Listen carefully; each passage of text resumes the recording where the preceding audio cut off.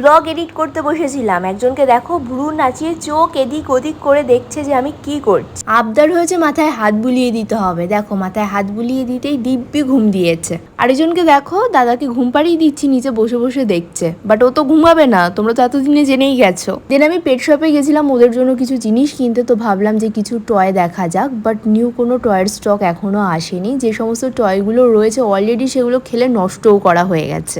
আর সত্যি কথা বলতে পেট শপে আসতে আমার এতটাই মজা লাগে, এদিক ওদিক আমি ফ্যাল করে তাকিয়ে থাকি, কিভাবে সময়টা কেটে যায় সেটাও বুঝতে পারি না।